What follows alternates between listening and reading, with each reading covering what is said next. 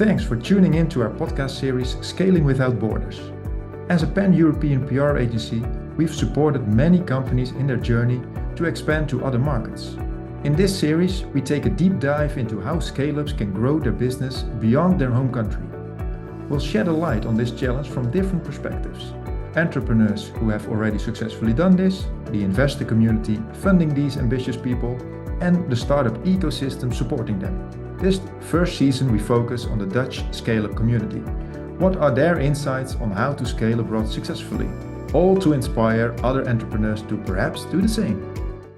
Hello and welcome to Scaling Without Borders. In this podcast series, we interview some of Europe's leading experts in the startup community to learn from their experience and understand their vision on how to successfully grow a startup or scale up across borders. In today's episode, we're joined by Martijn Hamann, co-owner and partner at Endeit Capital, a growth capital firm fueling international expansion and innovation at scale-ups. During his impressive career, Martijn made his mark in the entertainment industry as an international director of operations and head of M&A at Endemol, guiding the company to an IPO. For almost 20 years, Martijn is now leveraging his experience and extensive M&A knowledge to help European tech scale-ups thrive and expand with future of work and AI as his focus areas. I'm Chantal and I'm a senior partner at Tyto, and I'm joined by Erik, who's a senior partner as well. Thank you, Chantal, and welcome to the Scaling Without Borders podcast, Martijn. Well, thank you, Erik. Thank you, Chantal. An honor to be in your podcast. Thank you. So to start off, your journey as a European scale-up investor began in 2006 already. What are the most important changes you have witnessed in these years in the VC and scale-up scene? Yeah, I think it sounds like ages, 18 years. It also shows with my gray hairs over time. It's really a lot of things happened, right? A lot of cycles in economies and disruptions. But from a pure venture perspective, and by the way, we are indeed a growth capital investor, which is a bit more like later stage in investments. So typically companies raising Series B across Europe, companies who have some product market fit already and doing some 2-3 million recurring revenues. And that is also why we started as a growth capital investor in 2006, because that was lacking at that time. There was like angel money and very early stage pre-seed money, VCs, very local, very regional across Europe. And we thought there was room for a more pan-European growth investor. So that's how we started. But what changed, I think, a lot of earlier stage funds popped up across all of Europe. And that's good because that's where it starts, right?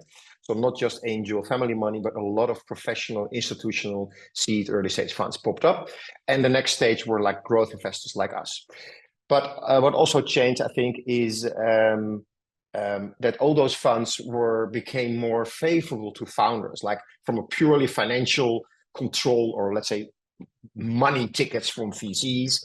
It became more like a support VC, more founder-friendly terms. Also, a lot of funds who popped up were ex-entrepreneurs, like ourselves. You know how to deal with it.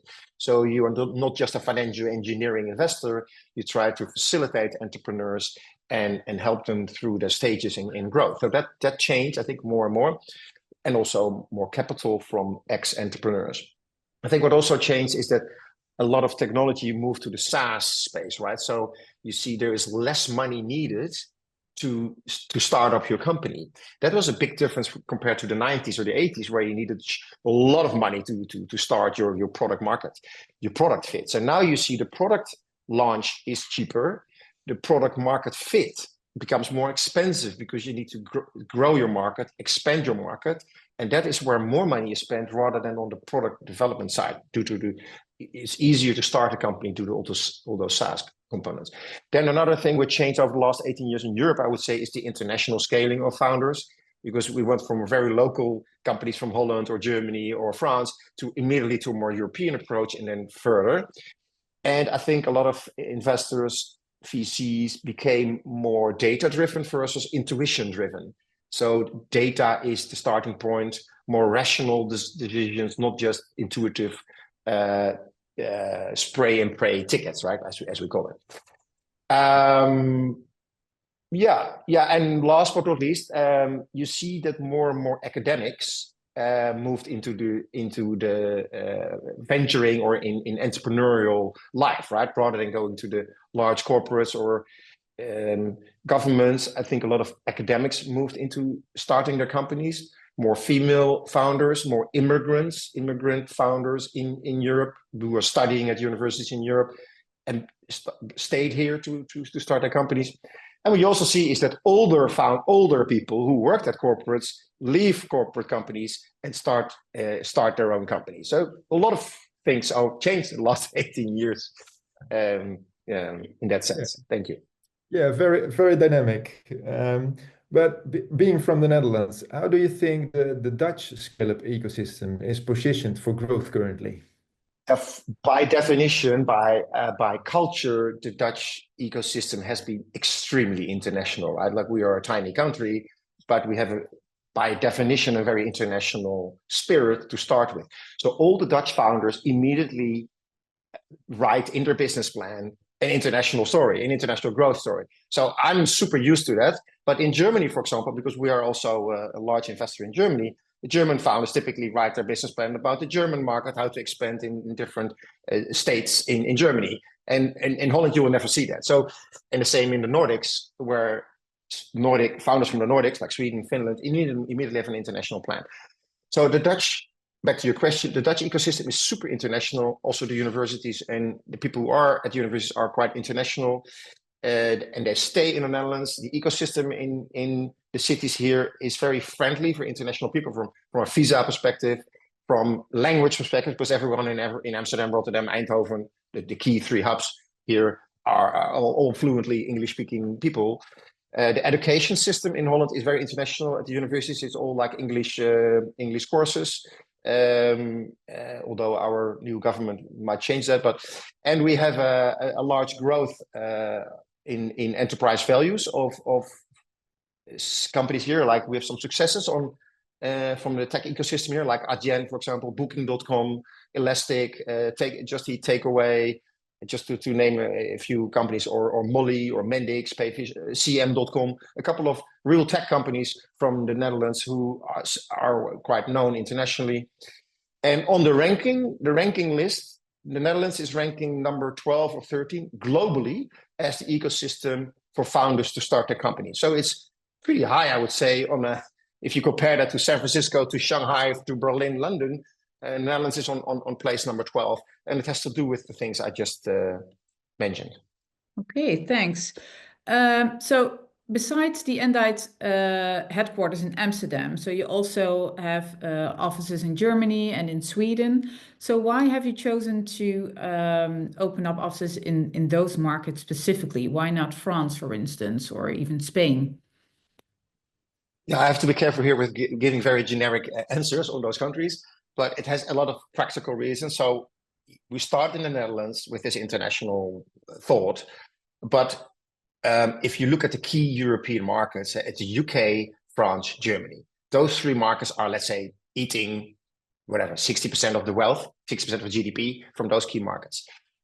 The Dutch and German culture is quite alike, and there's a lot of export and import between the two countries.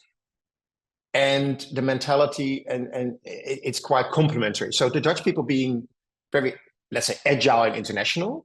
Then you have the German founders. I'm generalizing here, but just to make the point, the German founders are way more national looking and very product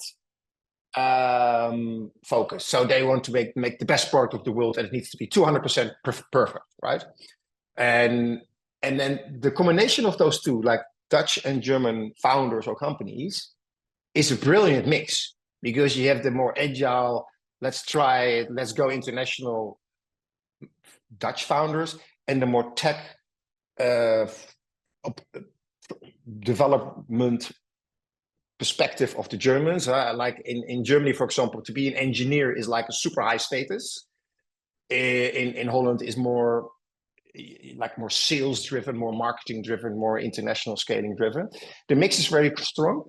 Then I would say the ecosystem in Germany is, you can make a company quite big actually in Germany only. And that's just financially efficient. So if you start your company or invest from the Berlin hub or Munich or Hamburg, those are the three hubs in Germany, you can actually make a nice return already as a VC if you exit such a company already from just that market or just building that company. So Germany is an interesting ecosystem. The tech universities are, of course, brilliant in Munich, and there are a lot of young people in Berlin. It's one of the cheapest cities in the world to live, right? It's a lot of universities, a lot of young people in a very aging country like Germany. It's very aging. You have a super young population in Berlin, so that helps. So that's the practical reasons, and then the Nordics adds a lot of value for, I think, for a European tech investment perspective, because the Nordics are just ahead of time in how they use technology, how they think. They're very liberal in how they use technology in their society. The same in Holland, but the Nordics is just bigger. So you have 4 countries to tackle in the Nordics, like it's Finland, Sweden, Norway, and Denmark, where you can basically scale already out of the Stockholm hub. So that's why we do Stockholm. That's why we do Berlin, Hamburg, and Amsterdam. And maybe we do France later. And the UK we stayed out purposely because due to the Brexit, and also due to the fact that in the UK there are so immense amount of VCs already there, and they are more Anglo-Saxon focused. And here on the continent, I think we are more continental European focused, and that just fits our profile a bit better. Yeah, okay, that makes sense. Thanks for pointing that out. And also because I can see maybe within your portfolio, then it would be logical also for companies to expand to the markets that you're in already, right? I could see like German companies maybe expanding to the Netherlands and vice versa, as that would be like an easy fit, right? And if you're looking at like the bigger picture about European or even global expansion, what do you think other markets that could be like really promising for Dutch or German scale-ups to be successful? I mean, does it also still involve the US, like post-election with their America first focus right now? Yeah, it's a super good question because but there's no one size fits all answer here, because it really depends on the founder and the founder team. So if I track back a little bit how Endemol started, we started with conquering Europe, conquer the 3-4 key larger markets in Europe as a founder. So again, like France, UK, Germany, conquer those markets, and that's already a super headache to get those markets to become a top 3 player in those markets. If you go out from there to Asia or the US or a market, it's so much easier if you have a solid ground here in Europe on 3-4 key markets. You can always go back to those 3-4 markets. If your intercontinental scaling is failing, you can always go back to your key 3-4 markets in Europe. So that is exactly what we did with Endemol. We became a top 3 player in Europe, and then we went out. With European founders and with technology is obviously different, because you can start with technology all over the world from day one. Look at Spotify, right? You can just start from Stockholm and go. And this is where the go-to-market investments come back to my earlier point. That's why it is so expensive to scale internationally, because it's a marketing game. So the marketing game becomes very expensive, but you can try and error and do it. But I think the founder mentality is important. You need to be a founder who is dedicated to go for an international growth strategy. Not every founder can do that. To put a German CEO for a US growth strategy, man, you must be like one of the best founders in Germany to make that happen. So what we say as an investor, pan-European investor, do your internationalization strategy first in your DACH market. Go to Austria, Switzerland, Germany. Go to all the different states in Germany, because that's already huge, right? To go from Hamburg to Bayern. So that's already almost a land grabbing strategy to conquer Germany. Then try to go to the UK or France. France is an island in Europe. If you can become a big entrepreneur as a German entrepreneur in France, you are, I would already say, wow, big achievement, big achievement. And so if you have that solid base and we are financing that growth strategy and you tackle 2-3 growth markets, then I think you have proven to be a founder or a team who can go to the US. Don't go too early because you're burning a lot of money and you're putting your company at stake. It could be dangerous. But Chantal, there are exceptions to this rule, right? Some people are just super dedicated to go to the US early, and they go to New York, they go to Boston, they go to San Francisco and go there. But I like that if founders do that really personally, they have to complete private dedication to step up from Berlin and go to San Francisco or New York. I would listen to that story, and I would finance that story if it's really solidly argumented with a lot of points. But I will first start to attack it. Why are you doing that? Why? Yeah, but exactly. It is big. But I like that idea. So and it works. It works if you go there, learn in New York, and say go all in. Go all in. But I would not recommend that to anyone, to everyone. No, so the founder, the mentality of the founder is rather crucial in the whole scaling game, right? So, and you just talked about France, right? Being like a big challenge for entrepreneurs to enter that market. So wouldn't it be, from that perspective, be even easier to go to the US first and then maybe look at France later, or? Yeah, but the beauty of France, the beauty of France is the fact that if you go there and you conquer that market, it's extremely lucrative. Because of the isolated ecosystem of the France economy, it's still, you have very large logos, very large clients, very large enterprises in France who are international. It's very centralized in Paris only. So if you can beat that, if you can get a position in France, even if it's a relatively small position, you still have a large market to grab. I also think that you are very attractive from a exit perspective, from a buyer perspective. So American companies buying European tech, European founders, you are super attractive, premium attractive for a US exit buyer if you already have a position in France. Because a US company going to Paris, No. No, it will save them from the hassle of conquering the market, right? That's already done. Exactly. That's a big plus for them. Yeah. Yeah, and it's worth it because the market is very protected in France, relatively protected. You make good margins, good profits. You have a large market to conquer, and you solve a big problem for the buyer. That would be it's worth trying. So, and what does it take for a scale up to be interesting for Endeit in specific? Are there certain common denominators for these companies?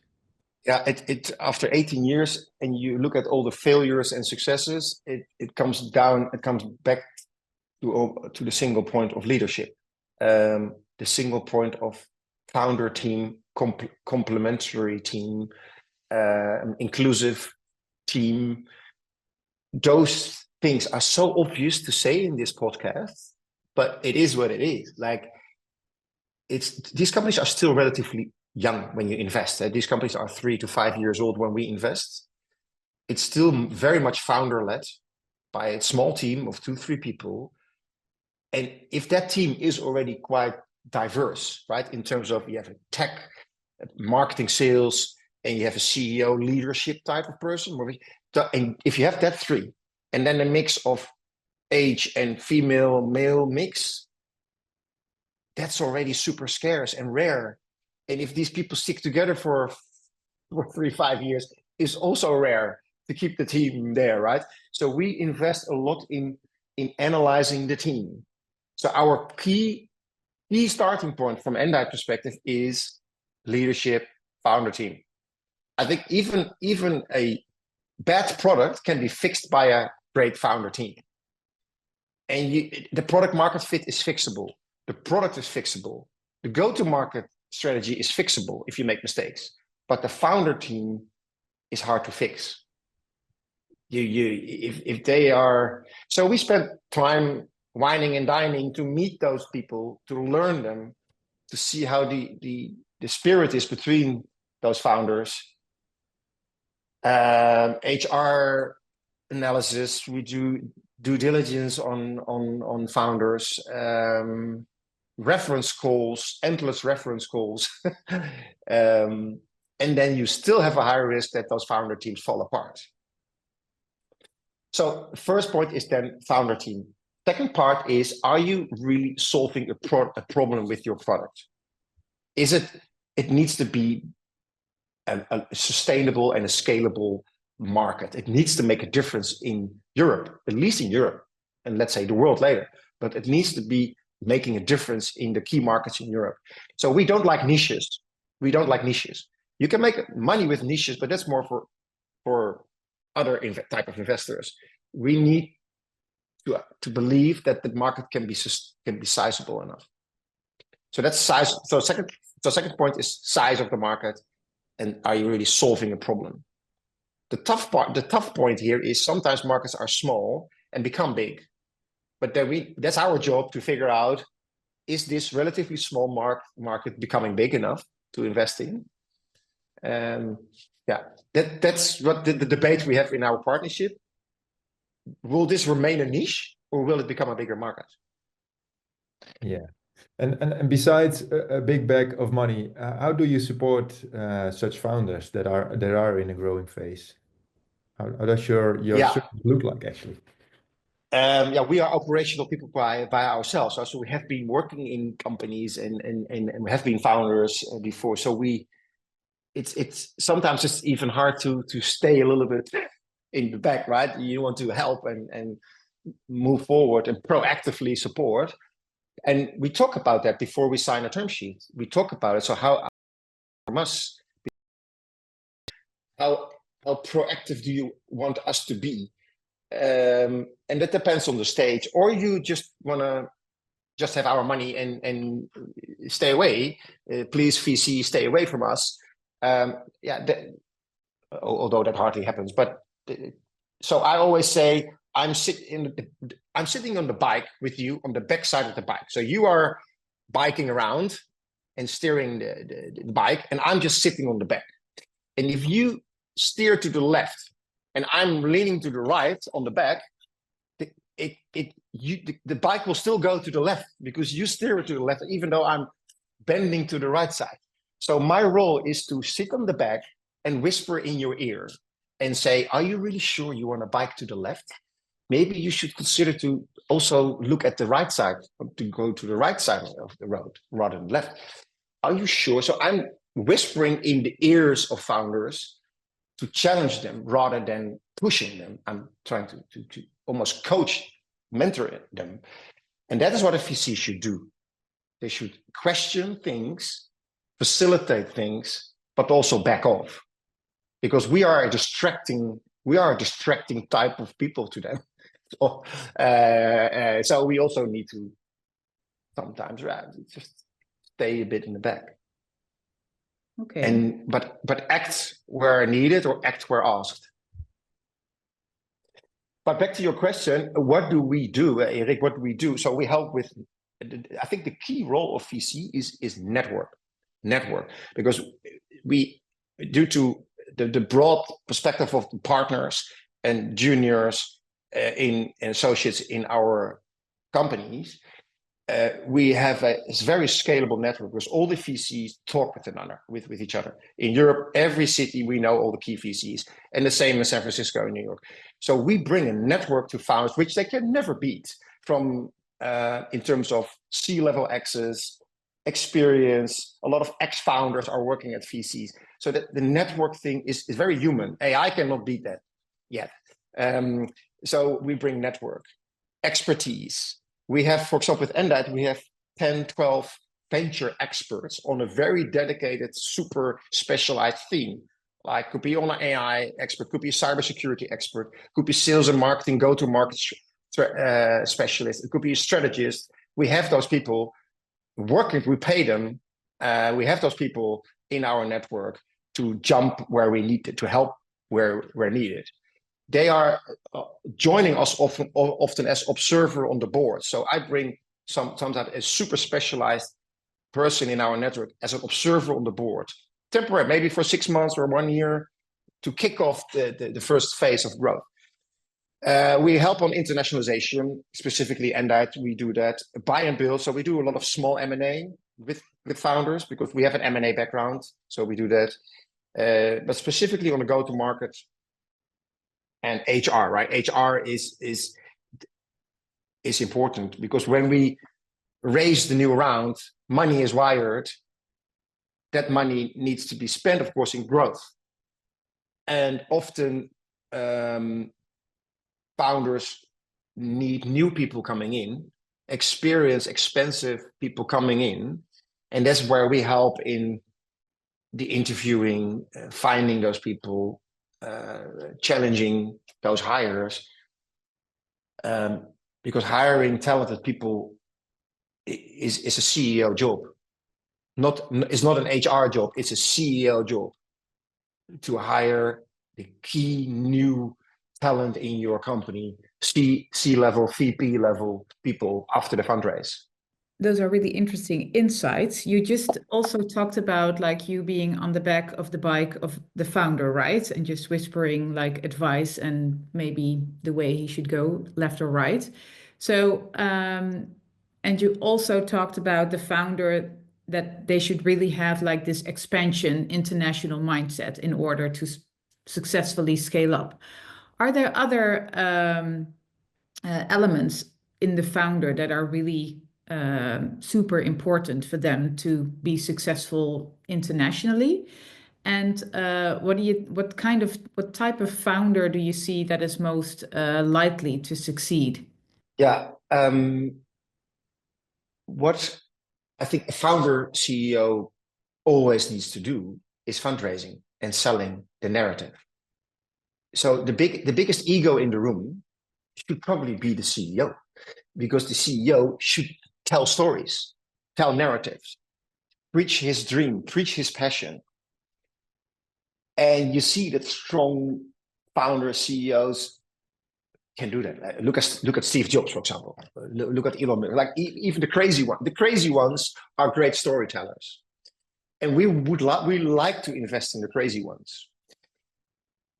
Unfortunately, sometimes the company also needs to be managed, right? So you also need a managing director, COO, CEO who can actually manage a company.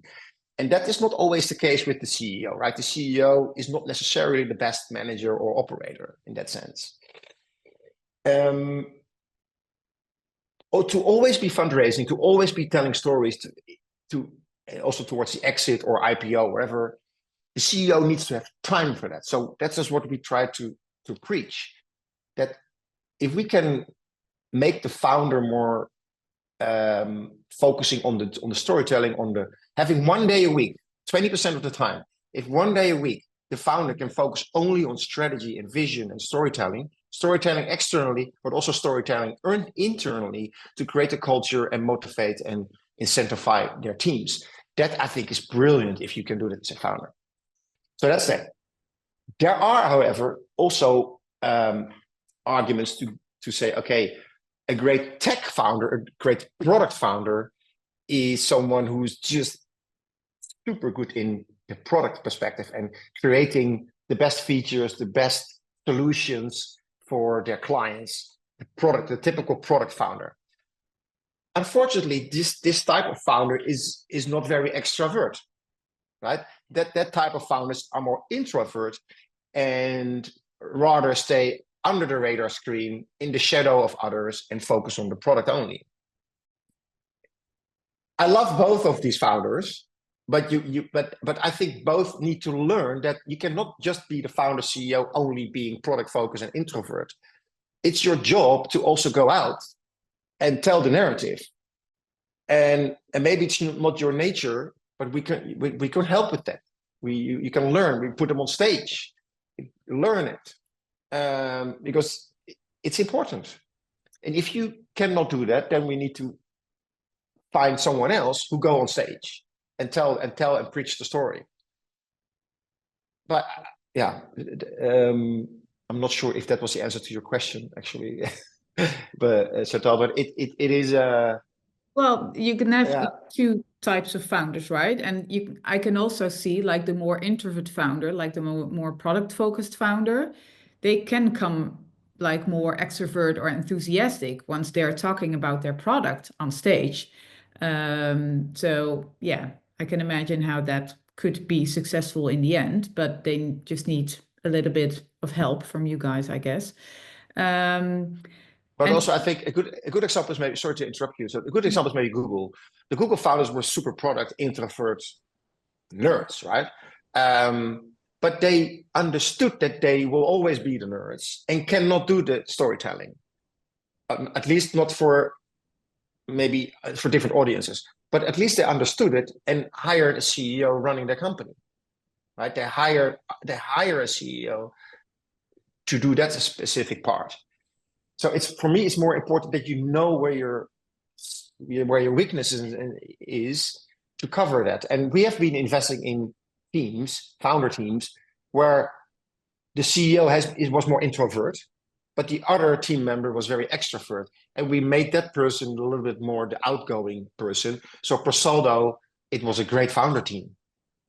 yeah, it's all about having the right mix then, right? And oftentimes the founder is not the best CEO or doesn't like to manage people. He wants to work on the product I mean, it's all about creating the right mix and the right room for people to do what they're best at in the end. Yeah. Yeah. And I think also the Anglo-Saxon world, so in the UK and in the US, young people learn at school at super early age how to tell a story, how to debate, how to convince others of your story. That is what young people learn in England. That is what people learn at high school in the US. In Europe, we are horrible in telling stories. We are, language-wise, by now we should speak English enough, right, to tell stories. But still, we don't. I think that is one of the frustrations I have, that European founders from Italy, France, very tough, to, I don't know, maybe Germany, not easy also there to tell stories, right? I think the Nordics are very good at that. Dutch are relatively good at that storytelling, because they are more international by nature, the Nordics and the Netherlands. But I think European founders should learn better that international storytelling is important to make a global company. Yeah, you need to be able to sell the story and the product and yeah. Okay, so also I read somewhere that you strongly believe that for scale-ups to thrive, they have to say no to certain activities. So what kind of activities do you see in your portfolio companies, or have you seen that keep scale-ups from achieving their goals or being successful? Yeah, it's a come back a little bit to the earlier points. I think founders should say no to early scaling international. Because that ambition can also hurt a lot. So if you do 1-2 million ARR, recurring revenues, and you go with this very big internationalization strategy, I would say no. Like focus on really making your product more scalable, more product-led growth. Focus on the mechanics, the key metrics of the company first, that you can scale to 10 million in a sensible way before you go wild internationally, just for the sake of it. So I would argue, go for the fundamentals first. Go for the metrics, the fundamental metrics of your product, and the growth of your product to customers. that comes back to you can summarize that in the word focus. Focus is so important, and scrape your calendar from all the non-focus items. Focus on the fundamental growth metrics first, and don't be distracted by other stuff. That would be one key element, I would say. What not to do, right? I find it a very difficult question, what not to do. But I would say, don't be distracted. That is the key message, I would say. Don't be distracted by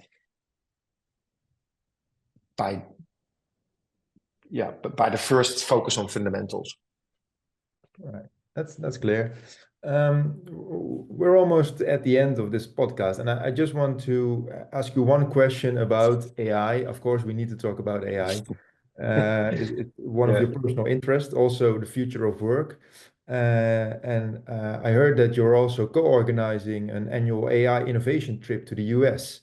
What do you think that European scale-ups can learn from AI scale-ups in the US?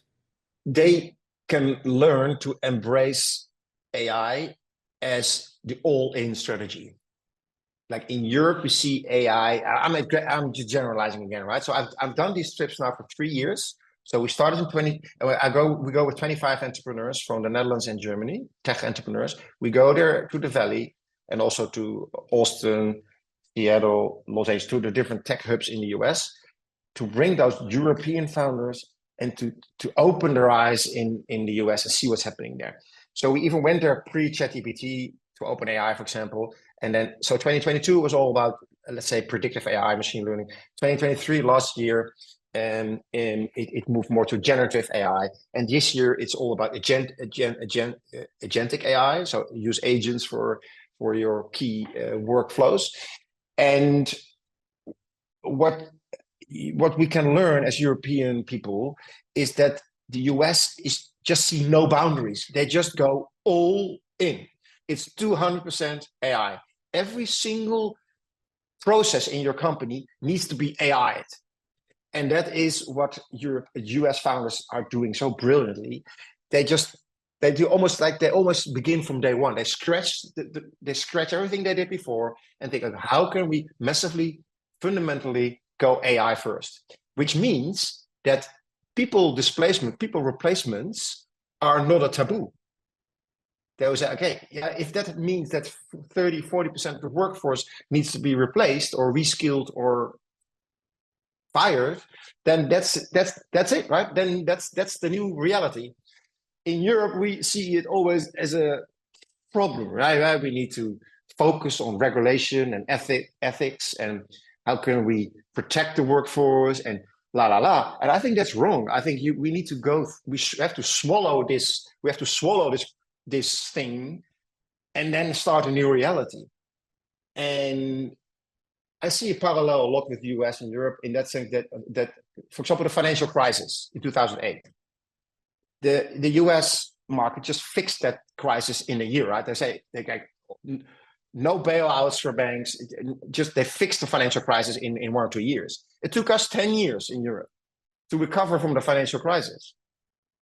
The same with AI. I think we need to just take hard decisions now, fundamental hard decisions in our companies, to embrace it from every single workflow or every single business activity we do in our companies. We need to challenge everything with AI. Because 40%, so the market research is there, 40 to 60% of the workforce will be gone. And we better be prepared to, how can we maybe 40 or 60% of the work we do today replaced by AI, and then we use this 40, 60% of workforce capacity to do other things, because otherwise you will be fired. And I think the sense of urgency is not here at all. And so I don't want to be pessimistic. I want to be optimistic in the sense that this could also be a huge opportunity for European founders to solve very European problems, because we have a fragmented markets with fragmented regulations, with very interesting, sustainable long-term thoughts. For example, climate technology. Climate and sustainability is a very European agenda topic. We can do something with that because the Americans will not do that for now. Trump is just ignoring the sustainability topic. So now we can do a head start in Europe by focusing on climate tech, I think. And so I can go on with other examples, but there is an opportunity to embrace European topics like cybersecurity. We have a cybersecurity problem in Europe because now we are dependent on the protection of the US technology. We need to develop our own technologies to be safe. The same for the defense military technologies, right? We need to fix that in Europe. I think there's a huge opportunity for European founders to focus on the defense industry, cybersecurity, healthcare, and sustainability, so climate tech. So that is why we go there to the US to learn from them and see how they think big, like Europeans, Americans think tremendously big, and they can face crises much better than we do. Yeah, so there's a lot to learn here, but also lots of opportunities. So that's a positive thing then. Yeah. So I have a last question. So you have over 50 companies in your portfolio, and well, obviously a lot of expertise of what does and doesn't work when scaling a business. So I was going to ask like a top 3 of do's and don'ts, but we also talked about, I think you talked about like creating a solid base first before expanding maybe to the US or a broader European base. You need to be focused and, well, learn how to really tell the story of your company. Are there other do's and don'ts you would like to add to that? I would over-invest in building the team. So take more time on building the team. Just relax about that. Like, I just focus on building the team.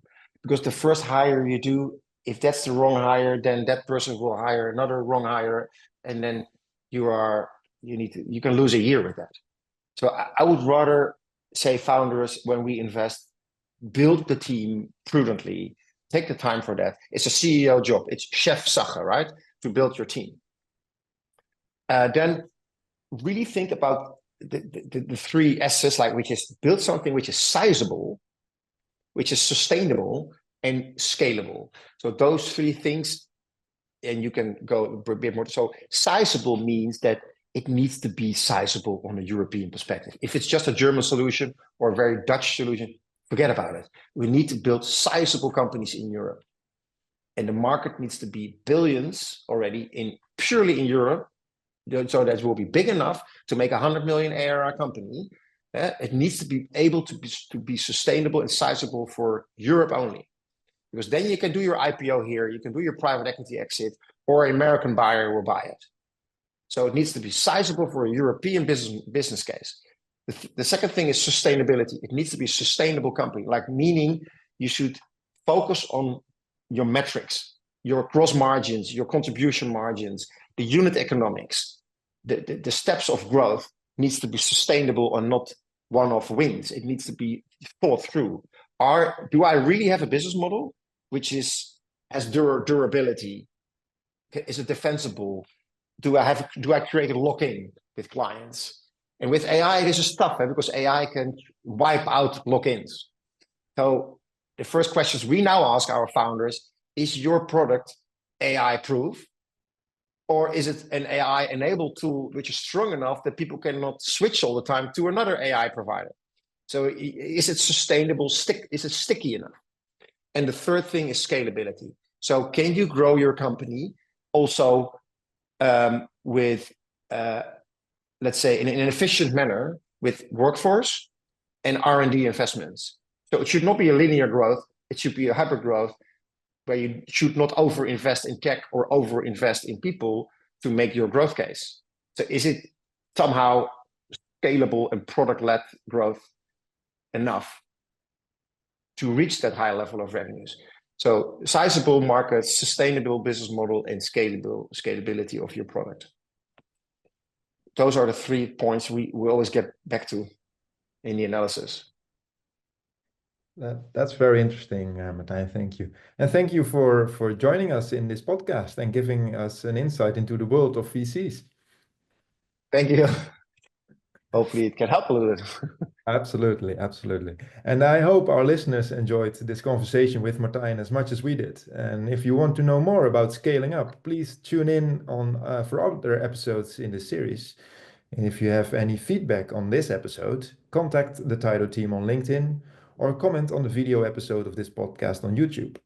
You can also drop us an email, of course, at hello@tytopr.com. Thanks for listening and see you soon.